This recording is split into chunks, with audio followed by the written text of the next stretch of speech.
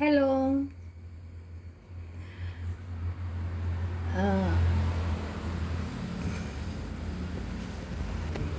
Hello.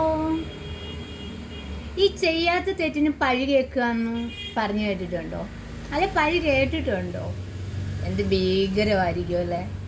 അതും ഈ പൊതുജന മധ്യത്തിലും പെരുവഴിയിലൊക്കെ ആവുമ്പോൾ ഓ തകർന്നു പോകും. ഇതോടുകൂടി തീർന്നു. ഇനി എങ്ങനെ മനുഷ്യൻ്റെ മുഖത്ത് നോക്കൂ, ഇനി എന്തിന് ജീവിക്കണം എന്നൊക്കെ ചിന്തിച്ചു പോകുന്ന ഒരു അവസ്ഥ വരുന്നു.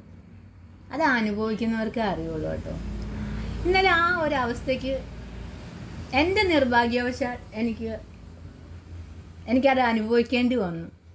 ഞാൻ ഉൾപ്പെടെയുള്ള കുറച്ച് നാട്ടുകാരും എവിടുന്നോ യാത്ര പോയി വരുന്ന ഒരു ഫാമിലി. അപ്പോൾ വണ്ടികളെല്ലാം ബ്ലോക്കായിട്ട് നിർത്തിയിട്ടിരിക്കുകയാണ്. ബ്ലോക്ക് മറ്റൊന്നുമല്ല, ഒരു പള്ളിയിലെ പ്രദക്ഷിണം ക്രോസ് ചെയ്തു പോകുന്നു. അപ്പോൾ വണ്ടികളെല്ലാം നാല് വശത്തുനിന്നും വണ്ടികൾ പിടിച്ചിട്ടിരിക്കുകയാണ്. പക്ഷേ ഈ പള്ളിയിലെ ആൾക്കാരാണെന്ന് തോന്നുന്നു കേട്ടോ, റോഡിൽ നിന്ന് ഈ വരുന്ന പ്രദക്ഷിണവും ആൾക്കാരെയും ഈ വണ്ടികളും ഒക്കെ നിയന്ത്രിക്കുന്നത്. പോലീസുകാരെ ഒന്നും കണ്ടില്ല കേട്ടോ. അപ്പം എൻ്റെ തൊട്ട് റൈറ്റ് സൈഡിലായിട്ട് ഒരു ഫാമിലി യാത്ര ചെയ്യുന്ന ആ കാറിൽ ഡോക്ടർമാരുടെ സ്റ്റിക്കർ ഒട്ടിച്ചിട്ടുണ്ട്. ബാക്കിൽ ഒരു ഇന്നോവയാണ്. അപ്പോൾ അതിലൊരു ഫാമിലി ഉണ്ട്. അവരുടെ നടുക്ക് വശത്തായിട്ടാണ് ഞാൻ വണ്ടി കൊണ്ട് നിർത്തിയിരിക്കുന്നത്. എൻ്റെ ഒപ്പം എൻ്റെ ഒരു കൂട്ടുകാരിയും ഉണ്ട്. അപ്പം ഞങ്ങൾ രണ്ടുപേരും നിർത്തി. അതിന് തൊട്ടിപ്പുറത്തോട്ടെന്ന് പറഞ്ഞാൽ ലെഫ്റ്റ് സൈഡിൽ ഒരു വണ്ടിക്ക് കഷ്ടിച്ച് കയറി വരാനുള്ളൊരു സ്ഥലമേ ഉള്ളൂ. ആ ടാറിട്ട റോഡ് കഴിഞ്ഞാൽ താഴേക്കും മണ്ണാണ്. ആ മണ്ണ് ചവിട്ടി കയറുന്ന കുറച്ച് കടകളൊക്കെ ഉണ്ട് കേട്ടോ.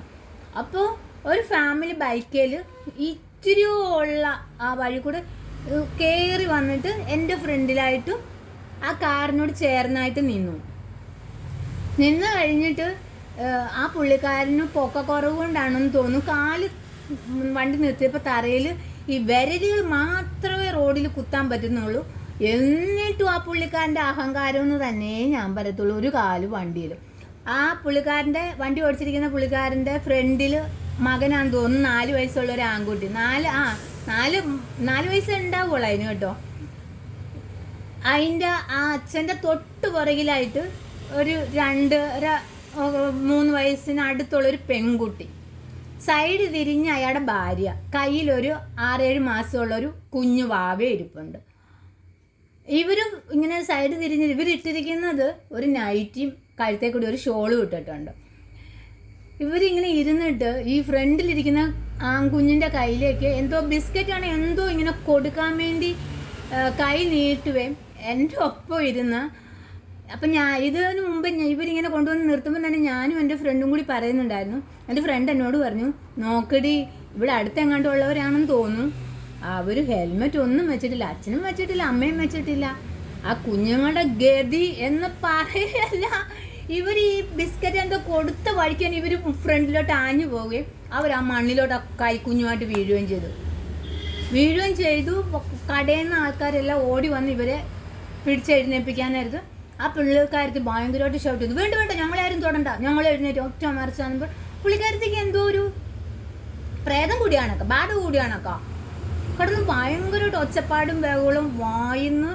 വായിന്ന് ഒരിക്കലും നമ്മൾ വീട്ടിൽ സംസാരിക്കുന്ന പോലെ അല്ലല്ലോ, പുറത്തിറങ്ങുമ്പോൾ കുറച്ച് മാന്യത കാണിക്കണ്ടേ, അതും വണ്ടിയിലൊക്കെ യാത്ര ചെയ്യുമ്പോൾ. ഇവർ ഒച്ചപ്പാടും ബഹളവും തോന്നിയാസം വിളിച്ച് വരുന്ന മുഴുവൻ ആ കാറിലിരിക്കുന്ന ഫാമിലിനെയാണ്. ആനപ്പുറത്ത് വന്ന് ഇരിക്കുവാണ്. ആ കുറച്ച് വണ്ടി അങ്ങോട്ട് ഒതുക്കിയിട്ടിരുന്ന ഞങ്ങൾക്ക് മര്യാദയ്ക്ക് നിൽക്കാൻ പാടില്ലായിരുന്നു. വണ്ടി ഒതുക്കിയിട്ടതിൻ്റെയോ അല്ലാണ്ട് ഇവരുടെ സൈഡിൽ നിൽക്കുന്നതിൻ്റെയോ ഒന്നുമല്ല. ശ്രീയേ, നിങ്ങളുടെ കയ്യിലിരിപ്പും കൊണ്ടാണ്. വണ്ടിയിലിരിക്കുമ്പോൾ കുറച്ച് മര്യാദയുണ്ട്, അത് പാലിച്ച് വേണം വണ്ടിയിലിരിക്കാൻ. അവരുടെ ആ ഒച്ചപ്പാടും ബഹളവും കേട്ടിട്ട് എനിക്കൊന്നും തോന്നിയില്ല, ഞാൻ ഇറങ്ങിയുമില്ല.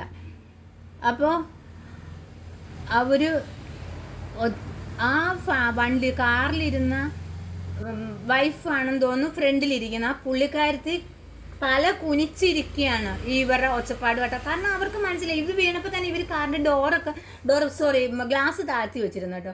ബാക്കിലാണ് ഇവരുടെ മക്കളാന്ന് തോന്നുന്നു, ഒരു ആൺകുഞ്ഞും ഒരു പെൺകുഞ്ഞും ഇരിപ്പുണ്ട്. അതും ഒരു 10-13 വയസ്സ് 10 വയസ്സുണ്ടാവും ആ പെൺകുട്ടിക്ക്, ഒരു 12 വയസ്സുള്ള ഒരു ആൺകുഞ്ഞും. ഇവരും ഇങ്ങനെ തന്നെ നോക്കിക്കൊണ്ടിരിക്കുകയാണ്. ഇവരും ആനപ്പുറത്തിരിക്കുകയാണ്. അതാണ് ഇതാണെന്ന് പറഞ്ഞുകൊണ്ട് ഷൗട്ട് ചെയ്യാന്ന് പറഞ്ഞാൽ ഒരു മര്യാദയില്ലേ റോഡിൽ. നമ്മളൊരു വണ്ടി ഇടിക്കുകയാണെങ്കിൽ ഓക്കെ, നമ്മൾ രണ്ട് കൂട്ടരും അങ്ങോട്ടും ഇങ്ങോട്ടും ഒച്ചപ്പാടും ബഹളവും ഒക്കെ ഇടും ഇല്ലേ.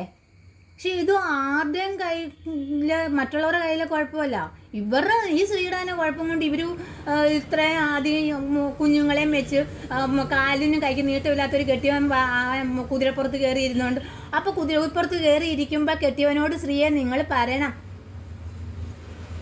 ഹെൽമെറ്റ് വെക്കാൻ, എനിക്കും ഒരു ഹെൽമെറ്റ് വേണം. ഇപ്പം നല്ല ISI മുദ്രയുള്ള നല്ല കാണാൻ ഭംഗിയുള്ള ചെറിയ മക്കളുടെ തലയ്ക്ക് പാകമായ ഹെൽമെറ്റുകൾ കിട്ടും. വളരെ വിലക്കുറവുമാണ്. നിങ്ങൾ അത് മേടിച്ച് കുഞ്ഞുങ്ങൾക്ക് കൊടുക്കണം, നിങ്ങൾ വെക്കണം, നിങ്ങളുടെ കെട്ടിയവനെ കൊണ്ട് വെപ്പിക്കുകയും ചെയ്യണം. അല്ലാതെ റോഡിൽ കൂടി ഷോ കാണിച്ച് എന്നെ കണ്ടോ, എന്നെ കഴിഞ്ഞിട്ട് ആരുമില്ല, കണ്ടില്ലേ ഞങ്ങൾ പോകുന്നതെന്നും പറഞ്ഞ് പോയാലോ, ഇതല്ല വരുന്നത്. ഈ ഒന്നും വരാതിരിക്കട്ടെ, ഒന്നും വരാതിരിക്കാൻ വേണ്ടിയാണ് ഈ പറയുന്നത്. ഇതൊക്കെ ഒരുപാട് അനുഭവിച്ചിട്ടുള്ളതാണ്. ഹെൽമെറ്റ് വയ്ക്കാതെ പോയിട്ടല്ല അനുഭവിച്ചിട്ടുള്ളത്. ഒരുപാട് അപകടങ്ങൾ കാണുകയും ഒരുപാട് അപകടങ്ങളിൽ സഹായിക്കുകയും ഒപ്പം നിൽക്കുകയും ഒക്കെ ചെയ്ത ഒരു ജീവിയാണ് ഞാൻ. അതും കൊണ്ടാണ് ഈ അലക്കുന്നത്. ഈ യൂട്യൂബിൽ തന്നെ എന്തോരം ആൺകുട്ടികളും പെൺകുട്ടികളും സ്ത്രീകളും ഒക്കെ ഈ ഹെൽമെറ്റ് ഇല്ലാതെ ഈ വീഡിയോസ് ഇടുമ്പോൾ എല്ലാ ആൾക്കാരും മുത്തേ പൊളിച്ചടാ, മുത്തേ അടിപൊളിയാടാ, അതാടാ ഇതാടാന്ന് പറയുമ്പോൾ ഞാൻ ഞാൻ കാണുന്ന വീഡിയോയ്ക്ക് അടിയിൽ പറയും പ്ലീസ് നിങ്ങൾ ഹെൽമെറ്റ് യൂസ് ചെയ്യും. കാരണം നമുക്കത് കാണുമ്പോൾ പേടിയാണ് വരുന്നത്. അതുകൊണ്ടാണ് ഈ പറയുന്നത്.